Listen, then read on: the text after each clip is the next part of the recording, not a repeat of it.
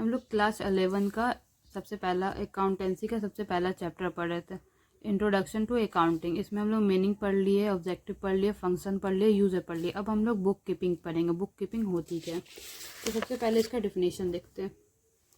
Bookkeeping is a process of systematically recording all financial transaction of a business. Business के अंदर जितनी भी transaction होती है उसको लिखना, मतलब सारे पैसे से लेन देन जितनी भी ट्रांजैक्शन है उसको लिखित फॉर्म में लिखा जाता है, डेट बाय डेट के साथ हम लोग उसको लिखते हैं। इसको हम लोग बुक कीपिंग बोलते हैं। तो आपको एक एग्जांपल देके समझाती हूँ बुक कीपिंग होता है क्या। मान लो तुमने एक दुकान खोली हुई है, मान लो चाय की दुकान तुमने खोली, तो तुमने 2 जनवरी को मान लो तुमने दूध और चाय पत्ती खरीदा 500 रुपये में, ठीक है। और नेक्स्ट दिन तुमने जो बेचा चाय वो 900 रुपये में बेचा। तो अब क्या हो रहा है, जो पैसा गया उसको हम लिखे, जो पैसा आया उसको हम लिखे। उसको जो लिखना ज़रूरी है, उसको रिकॉर्ड करना ज़रूरी है।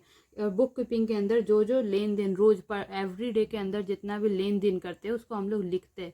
इसको हम लोग ऑब्जेक्टिव क्या होता है, क्या उद्देश्य है बुक कीपिंग के लिए, करते क्या है। सबसे पहला ऑब्जेक्टिव रिकॉर्ड ट्रांजैक्शन। इसका definition, maintain a record of all purchase, sales, income and expenses. Business में जो जो परचेज किए या खरीदे, सेल किए मतलब बेचे, कितना इनकम आया, कितना एक्सपेंसेस होता है, उसका रिकॉर्ड रखा जाता है। उसको हम रिकॉर्ड ट्रांजैक्शन बोलते हैं। अब दुकान में कौन सा कोई भी सामान लिए तो उसका जो प्रोडक्ट हुआ उसके बारे में लिखना कि इस तारीख को ये सामान मैंने खरीदा।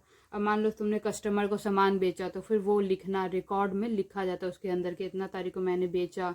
फिर अगर इनकम आया तो हम लिखे कि इतना तारीख को, एक साल में यानी एक महीना में मेरा इतना इनकम हो रहा है।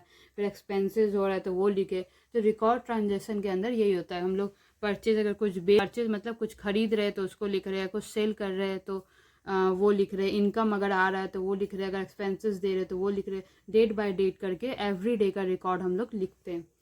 अब है second point, ascertain financial position. इसमें क्या है पहले ये देखते हैं। Help to know total assets, liabilities and capital. इसमें हेल्प करता है कैसे, कि प्रॉपर्टी कितनी, एक तुम्हारा मान लो दुकान है, अब दुकान में कितना प्रॉपर्टी, कितना एसेट्स है। एसेट्स मतलब होता है कितना तुम्हारा, एसेट्स को ऐसे समझो, एसेट्स होता है जैसे जिससे तुमको बाद में जाके प्रॉफिट हो। मतलब मान लो तुमने एक ज़मीन खरीदा आज 10,000 में, कल उसका जाके 20,000 हुआ, तो इससे क्या हुआ, तुमको प्रॉफिट हो रहा है। कोई भी सामान जिससे हमको प्रॉफिट हो उसको हम लोग एसेट्स बोलते हैं। अब लायबिलिटीज़ क्या होता है, जिससे जैसे मान लो तुमने किसी से कर्ज लिया है तो वो क्या है, तुम्हारे एक हो ना कि तुम्हें उसे रिटर्न करना, जो पैसा रिटर्न करना है वापस, तुम्हारा जो बोझ है उसको हम लोग बोलते हैं लायबिलिटीज। अब कैपिटल मतलब पूंजी होता है, यानी पैसा। कैपिटल का सिंपल वर्ड होता है पैसा। अब क्या हो रहा है, इसके अंदर क्या होता है, हेल्प करता है कैसे, टोटल एसेट्स कितना, बिजनेस के अंदर कितना प्रॉफिट है यानी कितना एसेट्स है वो बताना, कितना लायबिलिटीज़ है वो बताना, कितना प्रॉफिट हो रहा है या लॉस हो रहा है बिजनेस में वो बताना। इसके अंदर यही आता है, a certain profit position. Third है लीगल पर्पस में है, maintain proper record for tax and government complaint. अब तुम्हारा कंपनी जो बिजनेस है वो अच्छे वे में जा रहा है, रनिंग पर्पस में जा रहा है, मतलब बहुत अच्छा प्रॉफिट कमा रहे हो। अब तो तुम टैक्स दोगे गवर्नमेंट को। उसमें क्या होता है, गवर्नमेंट जो होता है प्रूफ चाहिए होता है कि एक साल में या इतना तुम प्रॉफिट कमा रहे हो। अगर सरकार बोलेगा पैसे का रिकॉर्ड दिखाओ तो बुक कीपिंग का रिकॉर्ड काम आते हैं उस टाइम। अगर गवर्नमेंट बोल रहा है कि हमको नहीं, तुम बोल रहे हो मुझे 10,000 का ही प्रॉफिट हो रहा है लेकिन तुम्हारा 20,000 का प्रॉफिट हो रहा है, तो इस समय जो तुम्हारा जो गवर्नमेंट होता है वो बोलता है हमको रिकॉर्ड दिखाओ तुम अपने कंपनी का। और तो फिर तुमको दिखाना पड़ता है बुक कीपिंग के अंदर कि इतना दिन को इतना रिकॉर्ड हुआ, इतना दिन को मैंने ये बेचा, 2 तारीख को मैंने ये सेल किया था या खरीदा। इसके अंदर यही आता है। फोर्थ है प्रिवेंट फ्रॉड। इसके अंदर क्या बोल रहा है, help in deduction fraud and error in the business.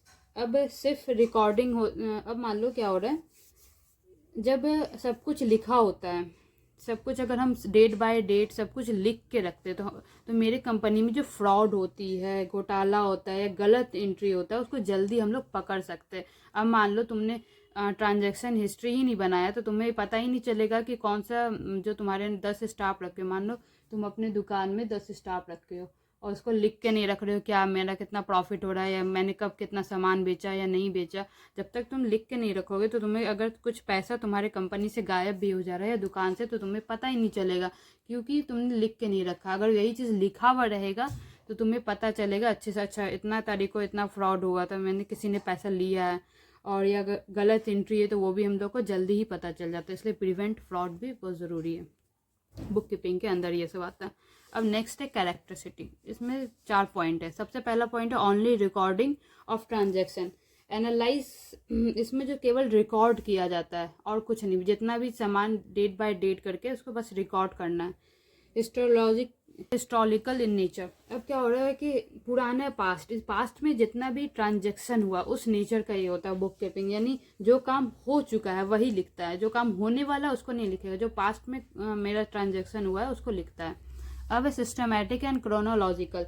Systematic माने एंड क्रोनोलॉजिकल। क्रोनोलॉजिकल मतलब होता है डेट या टाइम के हिसाब से लिखा जाता है कि इतना तारीख को, 1 तारीख को ये बेचा, 2 तारीख को ये बेचा, 3 तारीख को ये बेचा, इसका मतलब यही होता है। अब क्या हो रहा है, तरीके या ऑर्डर, मतलब ऑर्डर वे में लिखना, किसी भी चीज़ को ऑर्डर वे में लिखा जाता है, उसको बोलते हैं सिस्टमैटिक क्रोनोलॉजिकल।